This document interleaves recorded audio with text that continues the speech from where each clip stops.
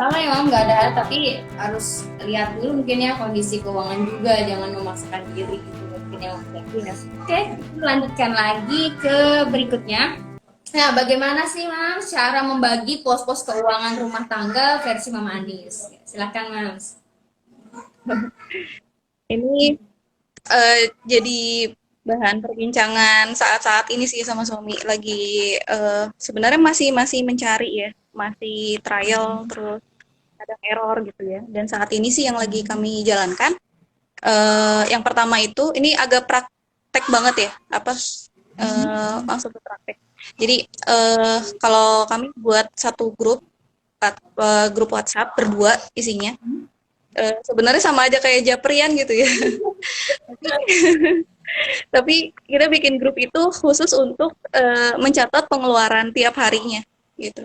Atau membahas tentang rencana keuangan gitu ya.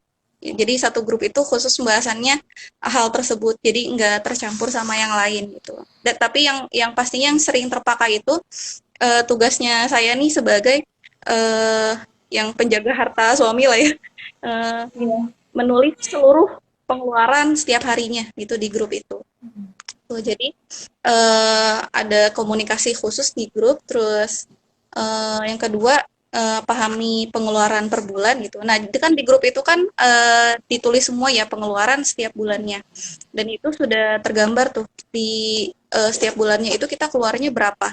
Terus kita kategoriin. Nah, kalau di saya sih kategorinya ada pokok bulanan, rutin bulanan, pembelian berulang, sama pegangan ayah bunda sama anak, terus juga pembelian opsional gitu. Nah, coba satu persatu ya. Jadi ini sebenarnya tergantung sama rumah tangga masing-masing sih ya, mengkategorikannya seperti apa. Kalau yang pokok bulanan itu saya kategoriin ke pengeluaran yang sekali dalam sebulan. Biasanya kalau Moms bilangnya itu belanja bulanan. Jadi yang di awal bulan belanja untuk satu bulan penuh. Nah, itu disisihkan berapa. Terus untuk rutin bulanan, kalau rutin bulanan ini bayarnya sekali tiap bulan rutin. Sama sih sebenarnya, tapi ini kategorinya masuknya kayak tagihan listrik, wifi misalkan. Terus uang lingkungan kalau di perumahan ya. Terus ada juga sosialnya kan Ziswaf, eh, mungkin untuk jatah orang tua kita gitu. Nah, itu semua masuk di rutin bulanan. Terus yang selanjutnya pembelian berulang. Kalau pembelian berulang itu eh, belanja setiap harinya. Beli sayur, mungkin gas itu susah diprediksikan ya habisnya. Terus lauk pauk mungkin kalau lagi nggak masak dan lain sebagainya. Terus pegangan ayah bunda anak itu disisihkan juga. Kadang kan ayah pergi terus harus megang uang juga gitu. Kalau untuk anak mungkin ada jatah dia beli buku atau beli mainan gitu ya. Nah, jadi semua pos itu dipisah-pisahin uangnya. Ada juga untuk tabungan ya.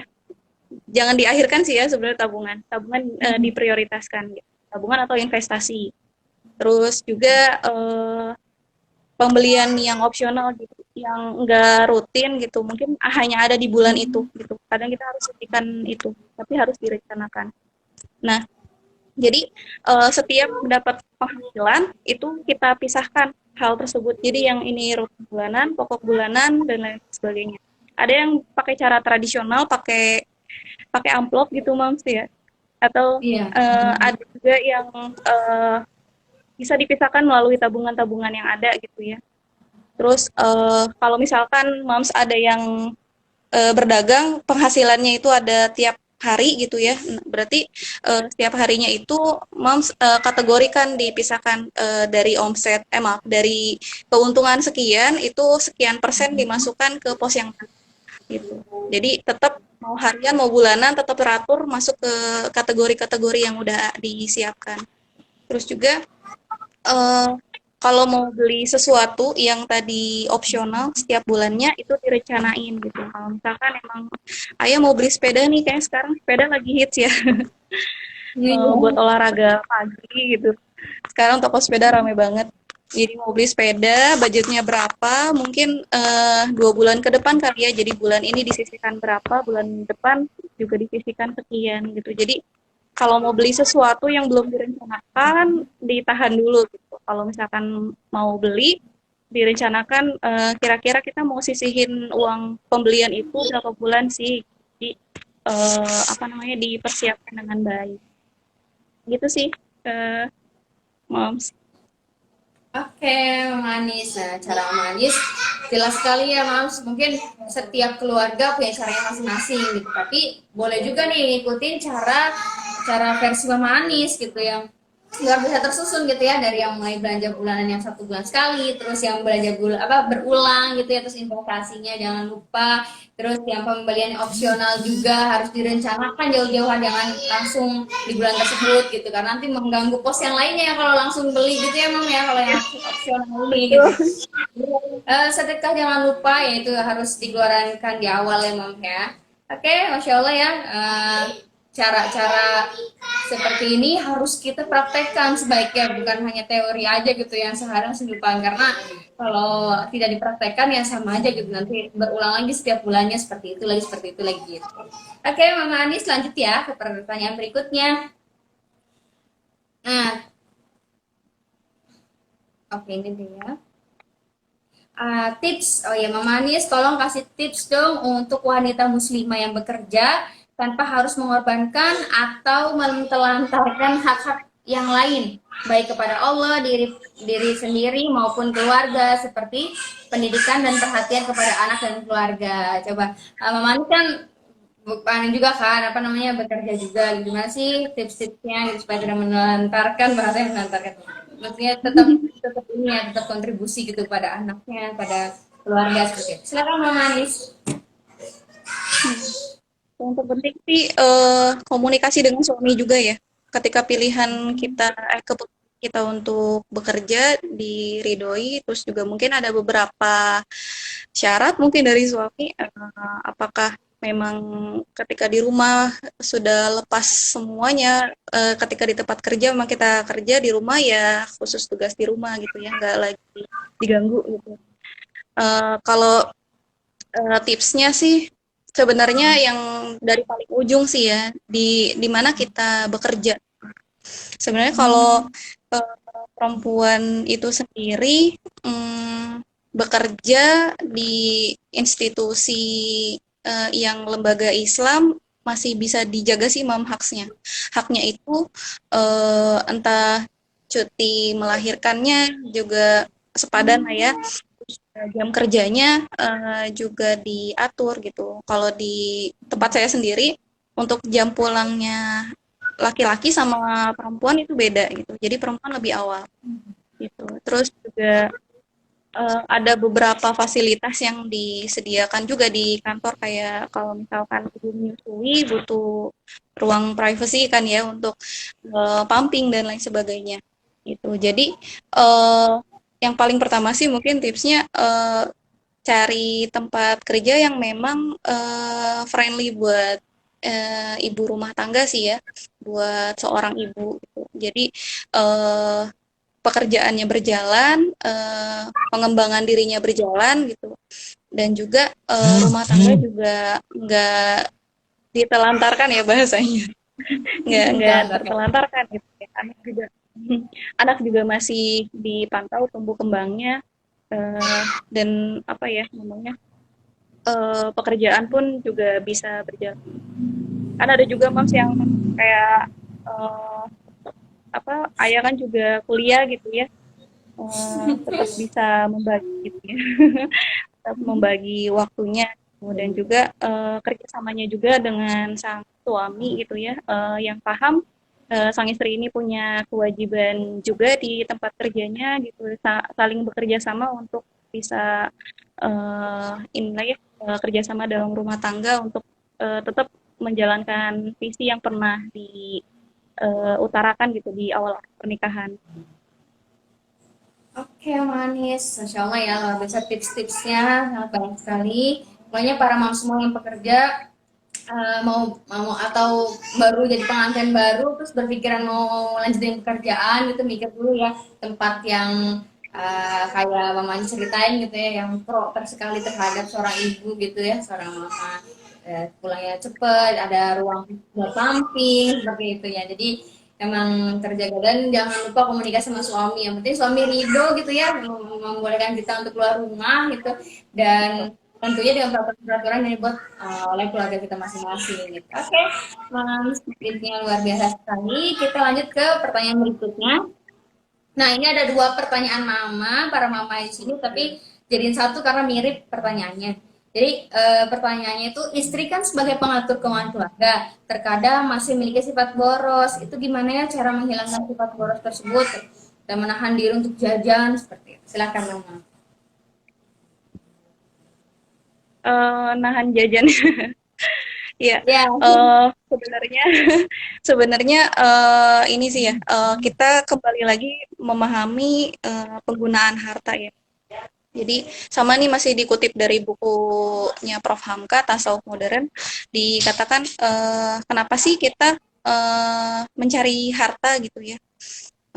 Jawaban yang cukup ini ya, menohok juga gitu.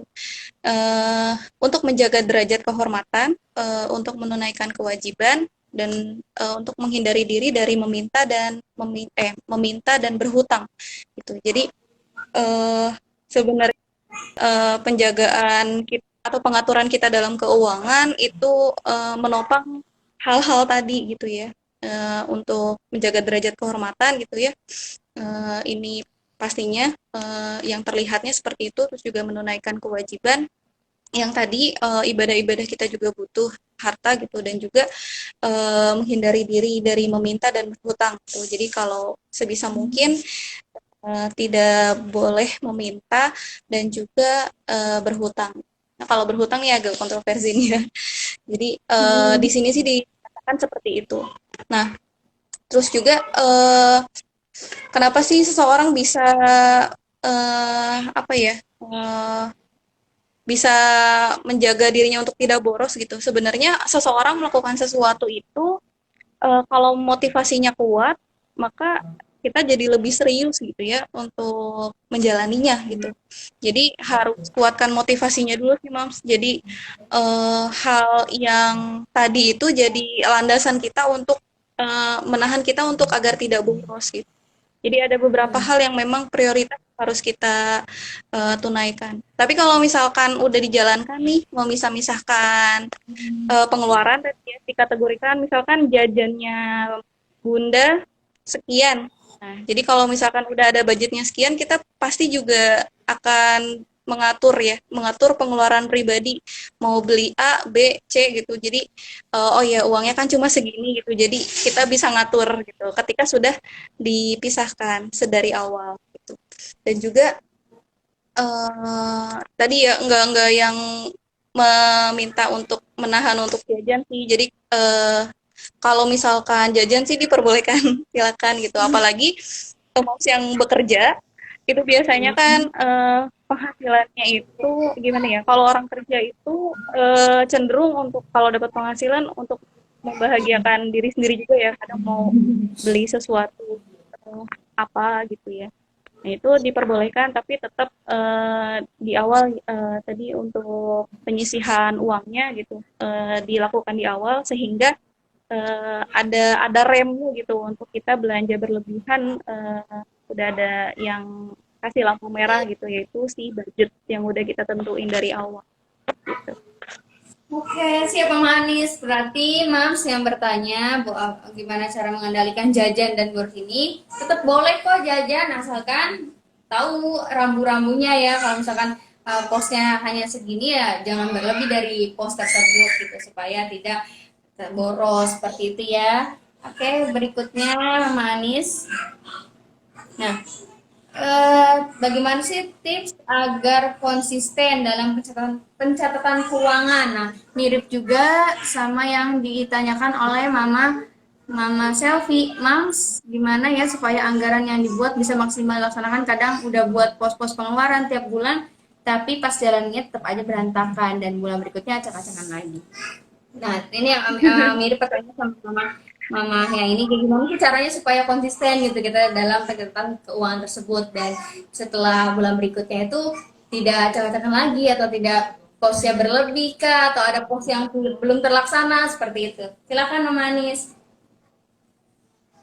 Ya, sebenarnya ini juga eh, reminder pribadi juga ya. Jadi awal-awal mau buat pos-pos kayak tadi saya jelasin, itu baru efektif banget dan rutin itu 3 bulan ke belakang gitu. Jadi sebelum-sebelumnya memang cari metode yang terbaik, yang seperti apa gitu ya, juga kategori-kategorinya. Dan emang baru ditetapkan itu emang 3 bulan ke belakang. Dan apa sih yang membuat kita bisa konsisten menjalaninya?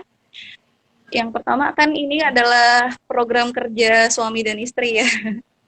Jadi suami pun perlu support gitu. Kadang kalau misalkan kita lupa, suami yang mengingatkan gitu.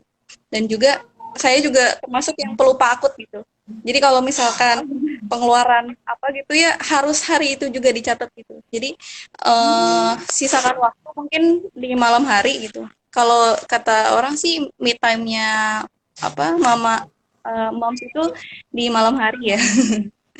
Entah itu Benar. terseluncur di marketplace atau apa gitu ya, itu malam hari.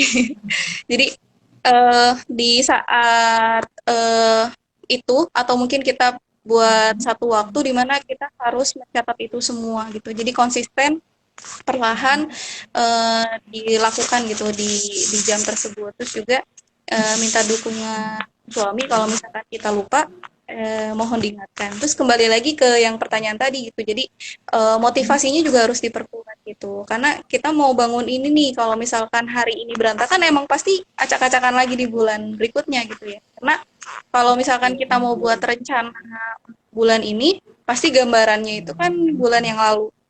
Oh, bulan lalu belanja bulanan itu habis sekitar 400.000 misalkan. Jadi kita sisihkan yang dekat dari itu, atau 500 atau 600 gitu. Jadi ketika bulan yang lalunya ada yang tidak tercatat, maka bulan berikutnya ketika kita mau buat rencana akan berantakan lagi. Itu jadi motivasinya diperkuat, supaya hal ini tuh bisa langgeng, terus juga bisa menjaga stabilitas keuangan keluarga gitu. Gitu Mas Selfie. Oke, Mas. Berarti kekonsistenan itu memang kita harus effortnya luar biasa emang ya. Jadi kita harus jangan apa ya, setiap hari itu setiap malam ketemu manis harus sempetin untuk nulis nulis pengeluaran apa gitu, Mm-mm. takutnya lupa gitu ya.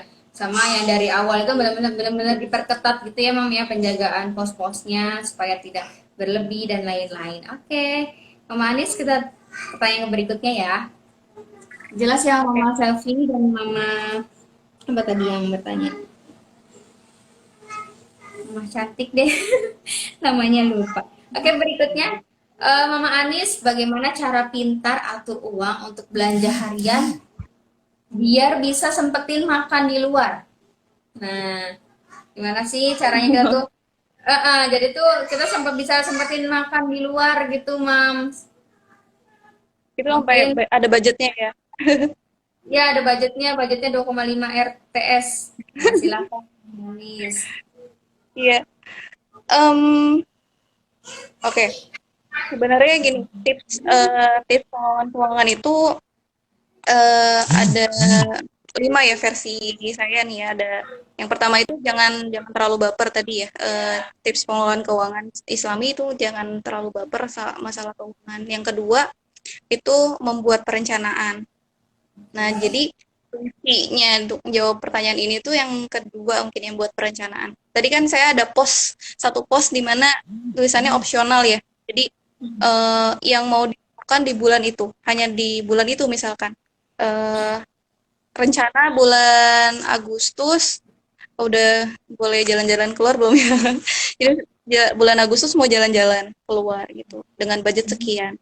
Berarti kita harus menyiapkan hal itu gitu. Jadi direncanakan misalkan dari bulan ini eh, budgetnya sekian, berarti setiap bulannya kita harus sisihkan berapa gitu. Jadi agar aman berarti dia termasuk dari penyisihan yang prioritas gitu. Setelah eh, pengeluaran sosial. Sosial itu kan bisa siswa memberikan ke orang tua, memberikan penghasilan kita ke orang tua. Terus juga yang kedua itu prioritas itu mungkin cicilan hutang ya, cicilan yang tiap bulannya pasti ini dibayarkan. Terus itu masuk ke prioritas ketiga, kita langsung sisihkan itu gitu. Jadi ini adalah tabungan liburan gitu atau tabungan makan mau makan di luar gitu ya. Jadi disisihkan sekian rupiah yang udah kita anggarkan. Nah, sisanya itu kan baru ini ya diposkan lagi ke pengeluaran harian gitu. Jadi ketika memang ada pos untuk mengeluarkan itu ya untuk makan di luar atau jalan-jalan, pastinya imbasnya ke harian kita pastinya berkurang gitu ya. Nah, ketika hariannya berkurang, kita ngatur strategi lagi. Misalkan kayaknya setiap hari harus masak gitu kan, kalau masak lebih hemat. Misalkan gitu, atau misalkan mengaturnya dengan mengurangi jajan di luar atau mengatur menu makanan yang memang tiap harinya dibajetin sekian rupiah gitu. Jadi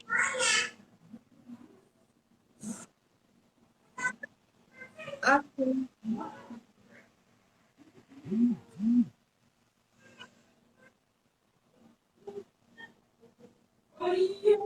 Oke, siap Pak Manis. Berarti ini Mama ya harus direncanakan masuk ke pengeluaran prioritas. Jangan langsung di bulan itu juga makan di luarnya. Kalau apalagi budgetnya misalkan mahal ya. Jadi kita harus tahan dulu nih bulan ini. Misalkan misalnya bulan depan gitu ya Mam ya. Masukin ke pengeluaran yang prioritas. Misalkan bisanya di bulan ketiga atau apa gitu bisa. Silakan. Baru dikeluarkan untuk makan di luarnya kayak gitu. Oke, Mama Anis. Kalau misalnya audiens di sini mau bertanya juga boleh sekali ya, Mams. Silakan. Siapa dulu? Soalnya banyak sekali yang join dari awal sampai akhir. Mungkin sinyalnya lagi ini bermasalah katanya, jadi banyak yang oh sampai selesai. Oke, kita ada satu pertanyaan lagi ini dari Mama Yuli. Pola konsumsi Islam itu seperti apa sih, Mam? oke. Kalau konsumsi Hmm.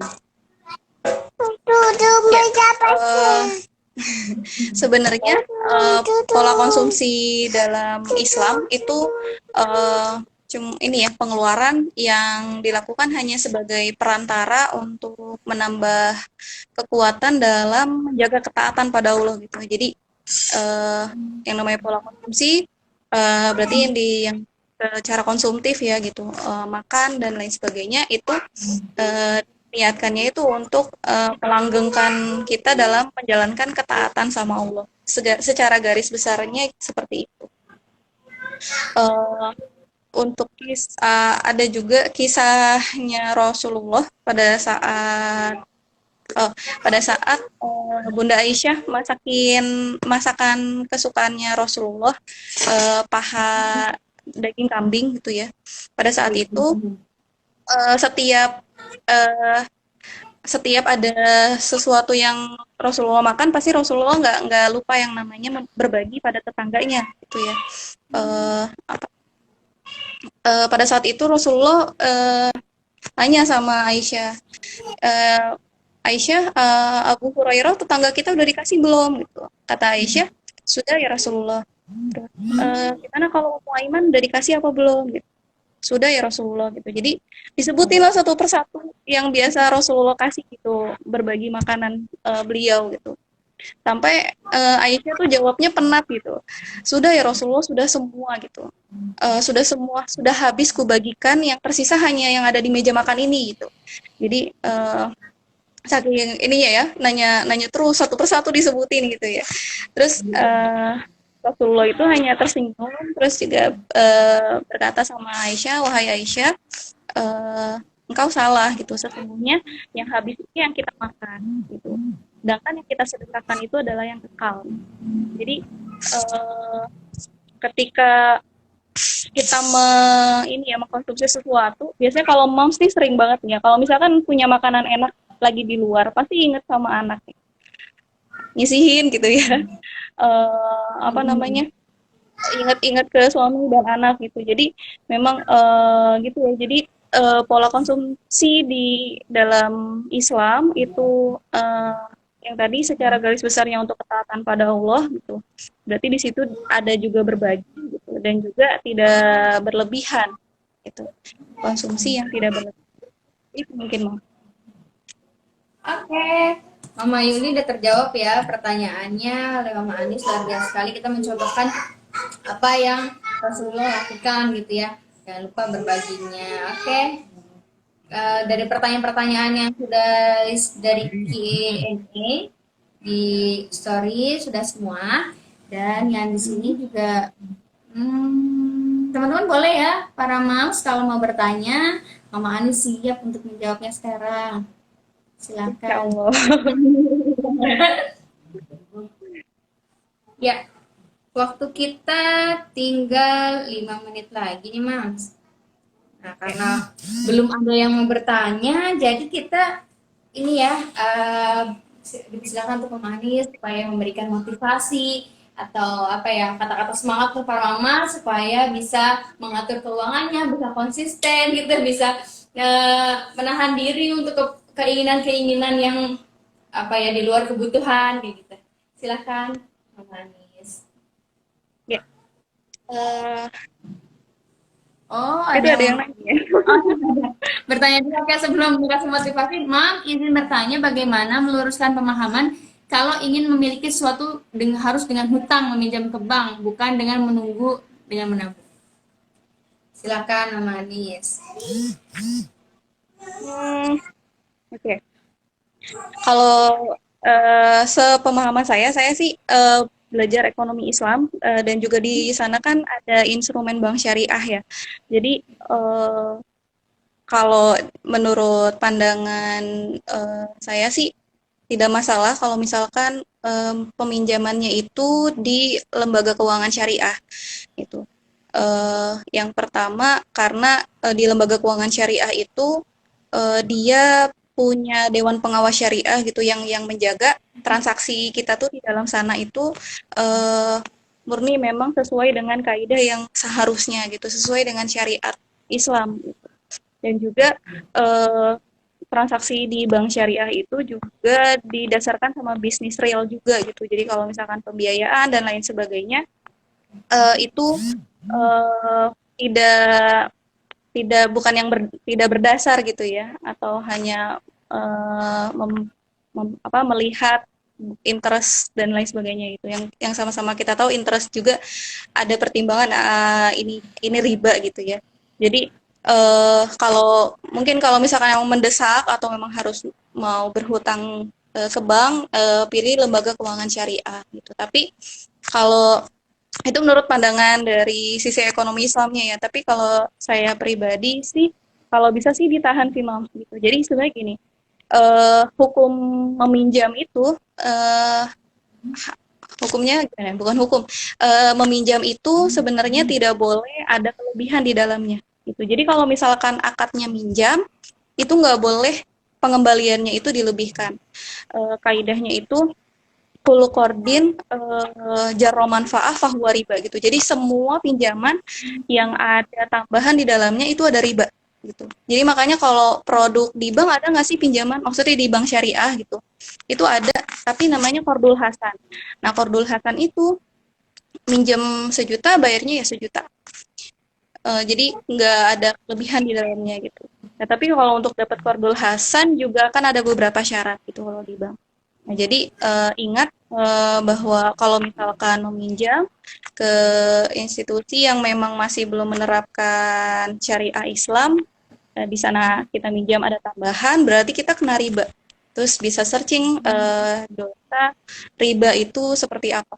Kalau misalkan dibacakan cukup ini ya, cukup seram juga gitu dosa riba. Seperti zinahi ibunya sendiri dan lain sebagainya gitu. Nah, nanti teman-teman atau moms bisa baca artikel terkait riba gitu. Jadi menahan diri dari hal yang memang apa kita nggak boleh jatuh ke dalam riba gitu.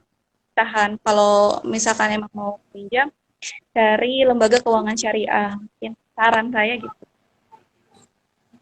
Mams Eka ya. Oke. Oke, terima kasih Mama Anis. Untuk Mama Eka pertanyaannya sudah terjawab ya oleh Mama Anis, dan kita ya kalau bisa sih menghindari, kalaupun terpaksa sekali pilihlah bank syariah ya dengan syarat-syarat tadi yang dijelaskan oleh Mama Anis gitu. Dan ada juga nih Mama Anis, kalau misalnya kita beli sesuatu itu untuk menghindari riba, bisa jadi kan kita cari pihak ketiga kan ya, pihak ketiga yang melunasinya dulu, baru kita nyicil ke orang tersebut. Itu bukan riba kan ya jatuhnya, kalau kayak gitu. Gimana nih?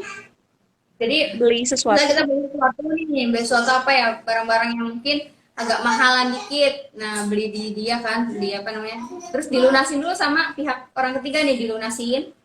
Lalu kitanya, misalkan yang belum mampu untuk beli lunas, nyicil ke orang tersebut, tapi nggak ada tambahan sedikit pun itu, misalnya itu bukan riba kan, atau riba tuh maksudnya.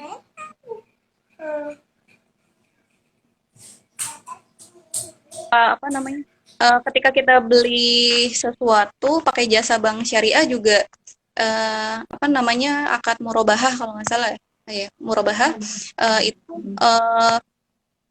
kita mau membeli sesuatu tapi bank yang sebagai ini ya perantara memberikan gitu dan kita menyicil ke bank gitu ya. Nah, kalaupun di situ bank mengambil satu kelebihan atau keuntungan itu masih diperbolehkan juga karena inti akadnya itu adalah akad jual beli gitu. Kita beli sesuatu kan gitu. Dan ada apa namanya? Bank sebagai perantara yang membantu kita untuk kita bisa mendapatkan hal tersebut gitu. Jadi ketika ada kelebihan di sana atau bank mengambil keuntungan itu diperbolehkan karena memang akadnya jual beli. Tuh Allah menghalalkan jual beli dan mengharamkan riba gitu. Jadi yang nggak boleh itu penambahan ketika di akad pinjam gitu. Kalau akad jual beli itu nggak apa-apa. Namanya keuntungan. Oke, siap. Jelas sekali ya yang dijelaskan oleh Mama Anis atas jawabannya yang luar biasa, dan kita makin tahu dan makin ini ya, siapa paham gitu bagaimana sih harusnya bertransaksi dengan baik sesuai syariat gitu. Jangan sembarangan gitu, jangan misalkan yang dulunya suka pinjam-pinjam ke bank, kalau ya tahan dulu deh, kalau misalkan nggak mau dari apa ya terseret riba lagi gitu, kalau enggak ya ya pindahlah ke syariah gitu dengan apa namanya transaksinya yang lebih lebih apa ya, lebih aman gitu ya dari syariat Islam seperti itu. Oke, Mama Anis, silakan memberikan motivasinya, kata-kata semangat untuk para mama supaya semangat terus menjaga ketahanan keuangan di keuangan dalam keluarga ya, sebagai ya sebagai manajemen keuangan dalam rumah tangga sendiri. Silakan Mama Anis. Ya, sebagai penutup, mam semua, kita juga perlu ingat kembali salah satu tugas seorang istri juga sebagai penjaga harta suami ya, di samping melayani suami dan mendidik anak gitu. Jadi sebenarnya tugas ini tugas yang mulia yang sudah disematkan oleh para istri gitu. Jadi hal dalam pengelolaan keuangan ini sebenarnya hal yang sekarang mungkin harus moms pertimbangkan gitu. Bagaimana cara mengaturnya, bagaimana cara memposkan semua pengeluaran gitu. Karena semata-mata semua hal yang kita lakukan ini adalah termasuk dari ibadah gitu.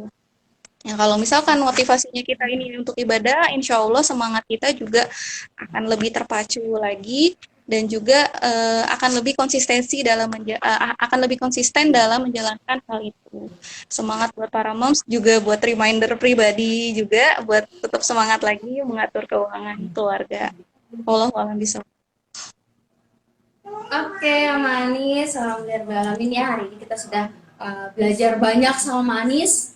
Terima kasih banyak atas ilmu yang diberikan kepada kita semua. Semoga kita bisa bisa ini ya mengaplikasikannya langsung, nggak ditunda-tunda dulu supaya kesalahan-kesalahan yang lalu-lalu itu nggak diulang kembali gitu. Kita akan lebih baik untuk mengelola Iya. keuangan ke depannya, ya, Mas ya.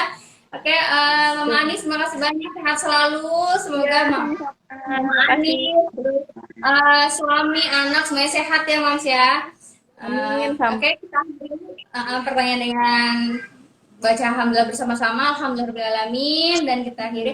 Wassalamualaikum warahmatullahi wabarakatuh. Sampai jumpa nanti ya, Mams. Terima kasih. Semua yang udah hadir.